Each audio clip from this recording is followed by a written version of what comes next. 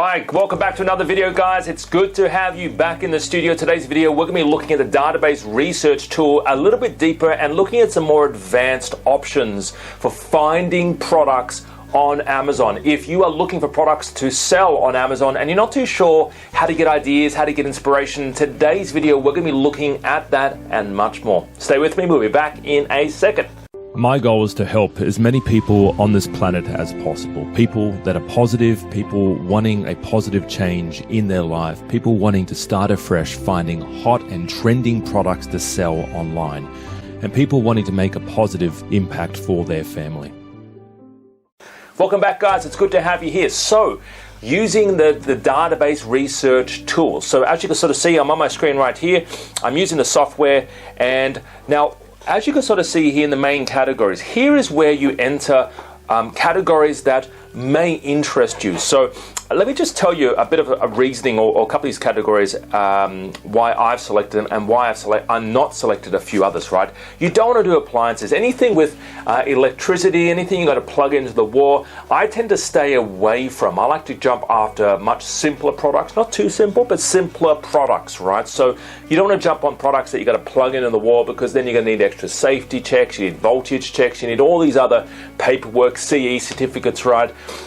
So I'd rather stay away from more advanced stuff until your second or your third product, all right? And I'm not saying that you can't jump on products that are, you plug into a wall or things that have got batteries in it. I'm just saying for your first product, keep it really simple. All right, so I stay away from appliances. Baby is always a good niche. Beauty, personal care is always good. Cell phone and accessories, yes. Not so much cell phones, but accessories, absolutely. Collectibles, fine arts. These are usually what we call gated categories, right? Like antiques, fine arts, that kind of thing. It's usually gated, which means that you kind of need to be an antiques dealer to actually get involved in those particular categories, right? So I typically stay away from those things. Grocery, gourmet food, no, you typically stay away from those. Health, household and baby care, yes, give that a tick. Home and kitchen is always good. Okay, it's always quite popular. You've got industrial, scientific, it's usually 50-50, I tick that. Luxury, beauty. I stay away from stuff that has like creams, moisturizers, ingestibles, anything topical that you apply to the skin, anything that you drink or apply inside your mouth, like lip balm, all this other stuff, stay away from. Again, you're going to need additional certifications to sell that sort of stuff, because you want to know, and Amazon wants to know whether or not it's actually toxic, or whether or not, if it's especially for a baby teething apparatus, like those keys that babies play with, those plastic keys, and they chew on them to teeth, right? Guess what? Amazon wants to know the exact ingredients in those particular products, right? Whereas if you had a teether for dogs, Amazon don't care, all right? They don't care. So it's going after certain categories like babies, right? Sometimes there's some products in the babies that are gated, right? Whereas if you're jumping after baby sort of like napkins or a drop mat under a baby high chair, Amazon don't care about that kind of stuff, all right? But only the ingestibles, topical stuff, things that you put onto your body, right, inside your body, teething apparatus, that kind of stuff, Amazon does care, and for right reasons so, all right? So again, I'm not trying to deter you from jumping on those categories, but it's just another category, right? So let's just move down the list. Office products are always good, right? They're always seasonal. Everyone's got to do business.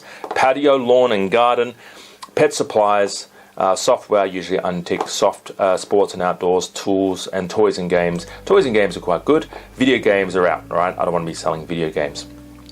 So moving over here, now we're going to go a little bit deeper on this video. We're going to go into adding a few more categories, the minimums and the maximums to find some product ideas, all right? So price is $30, $100. We put the impulse buying range in there, so $30, $100, right? If it's too little, you're not going to make enough money on it. If it's too large, then ultimately, you're going to have people who are going to start comparing you, and they're going to start asking their wife and husband, should they purchase this particular product, right? If it's a $300 particular product, they're going to be wondering, you know, do I really need this product? Maybe I should look out at competitors and compare what one's better. But if it's like $90 or $99, it'd be like, oh, it's not worth my time. Boom, I'm busy, I've got to go somewhere, right? So it's more impulse purchases, right?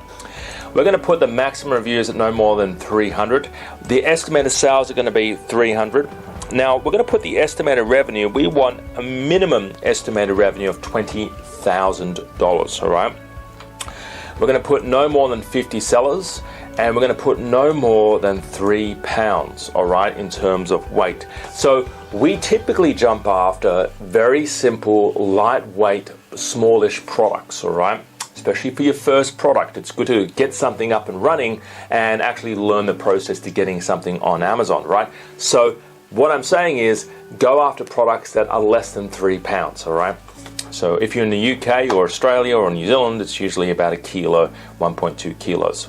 You know, sometimes even under 1.5 kilos is good, but that's typical lightweight. Okay, and let's click the search button. Now you can see at the top here, we've actually chosen the .com. The great thing about this software is you can actually use the .com.au, and you can actually look after smaller marketplaces as well, which is what I love, right? I'm based in Australia.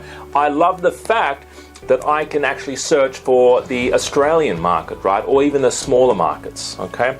All right, so it's given me some results. Now let's just go through some of these results, all right? And I'll just walk you through some of the things, just my thinking in terms of these products, all right? So sheets, that kind of thing, typically a very heavy particular product, right? Nothing wrong with it. If you like a particular product, what I love about this is you can actually click this and it'll add it to the product tracker. I'll demonstrate shortly, all right? So I stay away from clothing.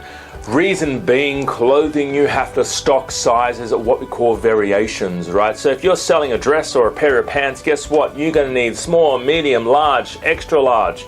In America, you're going to need extra, extra large, extra, extra, extra, extra large, right?